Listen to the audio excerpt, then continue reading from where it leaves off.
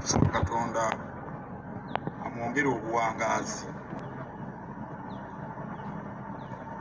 Abaabadde ku mukolo gw'amazaalibwa mu Lubiri e Mengo olunaku olwo n'abo abagoberedde emikolo ku TV mpozi ne ku mitimbagano baalabye nga waliwo ekikyuseeko ku ntunula ya Ssaabasajja eya bulijjo. Ng'omuntu omulala yenna waliwo ebiseera lwe tufuna obukosefu mu bulamu bwaffe. Ssaabasajja Kabaka abadde atawaanyizibwa allergy. Simanyi bulungi allergy kiki mu Luganda. Abadde atawaanyizibwa allergy.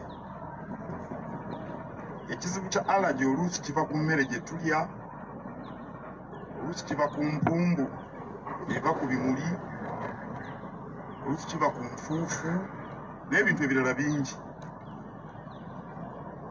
Era obuzibu bwa allergy oluusi bumukaluubiriza mu kussa naddala ng'ayambadde akakookolo.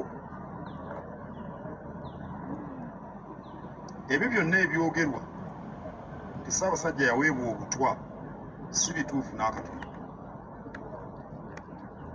N'eŋŋambo zonna ezibungeesebwa ku mitimbagano teziriimu kanigguusa, era tubasaba obutazigenderako, kubanga bwe muzigenderako so nga teziriiko mutwe n'amagulu zijja kubamalako emirembe.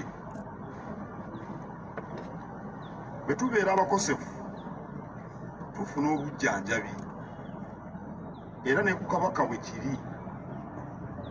Tulina abasawo abakugu abamukolako, era twesiga nti embeera ya nnyinimu bajja kugitereeza. Njagala okugumya Obuganda nti embeera ya Ssaabasajja ekwatiddwa mu ngeri ya kikugu, era tusuubira ng'eno bwe tusaba omutandavvuunuko embeera eno mu bbanga ery'okumpi.